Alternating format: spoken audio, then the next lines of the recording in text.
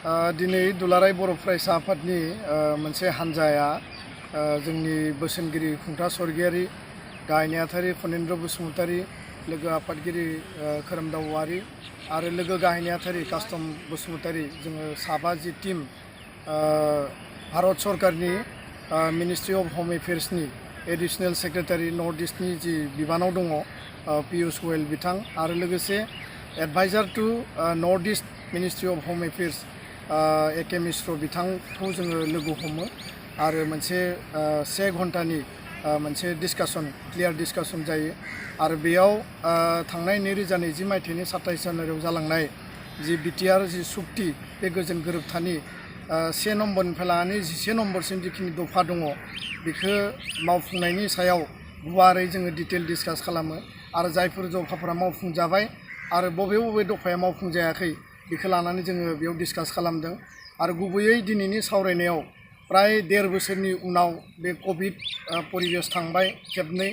आरो मोननै बिसायख'थि थांबाय बिटिआरनि बिसायख'थि आसाम एसेम्ब्लिनि बिसायख'थि दिनै कभिडनि परिबेसा खमायनाय लोगो लोगो भारत सरकारजों बे मिटिङा जानानै थाङो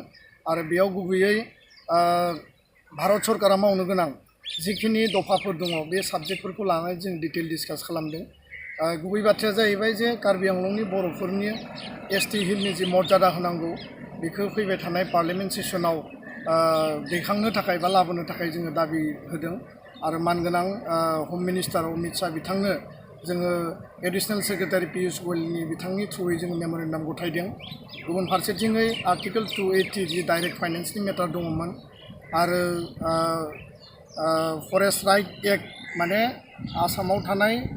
बिटिआरनि बायजोआव थानाय जायफोर माने ट्राइबेल माहारिनि सुबुं दङ बा बर'फोर दङ बिसोरनो हानि अधिकार होनाय एनडिएफबिनि रिहेबिलिटेसन लोगोसेनो केस उइथड्रयेल आरो जेलाव थानाय मानगोनां रन्जन दैमारिजों लोगोसे गासैबो एनडिएफबिनि केडार आसामाव जिखिनि जेलाव दङ बा बाहेरायाव दङ बिथांमोनखौ लांदां अख्राङाव लाबोफिननाय बा रिलिज खालामनाय आरो बिनि अनगायैबो एनडिएफबिनि जि रिक्रुटमेन्ट जि बड' इयुथ्सनि जि ड्राइभ दङ बे मेटारखौ लानानै जों डिस्कास खालामदों आरो बे रिक्रुटमेन्टआव 2003आव बिएलटि सुक्तिनि समाव बा बिटिसि सुक्तिनि समाव जेरैबायदि रिलेक्सेसन होदोंमोन एगजेम्पसन होदोंमन एजनि बेलायाव क्वालिफिकेसननि बेलायाव माइनर डिसेबोलनि बेलायाव आरो फारसेथिं रिटेन टेस्टआव बेखौ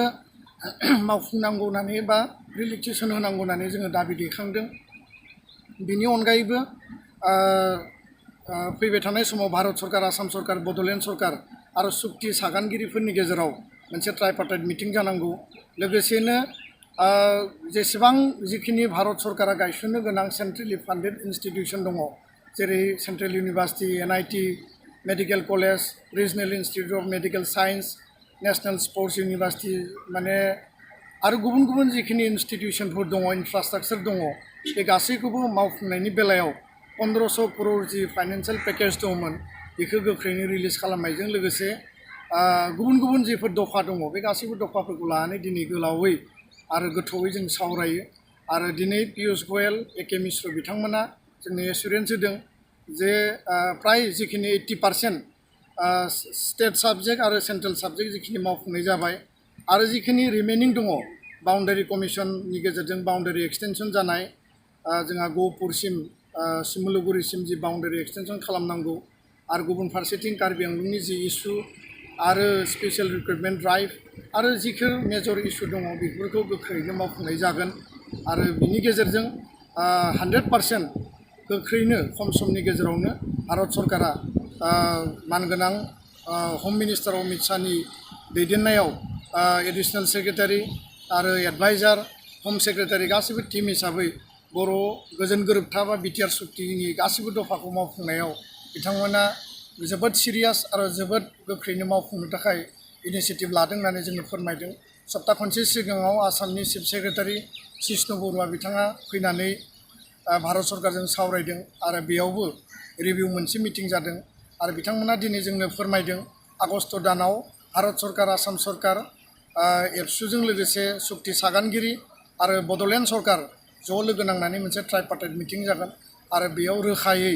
गुवारै गासैबो एकर्ड इमप्लिमेन्टेसननि सायाव बे सावरायनाया जागोन आरो जों मिजिंथियो जे बे गोख्रैनो इमप्लिमेन्टेसना जागोन। दिनैनि सावरायनायाव जोबोद फिथाइ गोनां आरो ओंथि गोनां होननानै जों सानो आरो बर' रायजो राजाया जि मिजिं आरो जि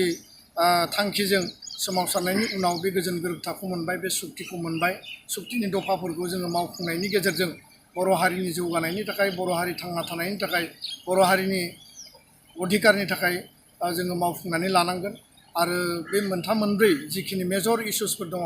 जे इस्युसफोरखौ लानानै जोङो दिनै डिसकास खालामबाय गोख्रैनो बे रिजल्भ जागोन आरो दिनैनि सावरायनायनि गेजेरजों मोनसे मोजां फिथाइ फैगोन होननानै जों मिजिंथियो गोजोन्थों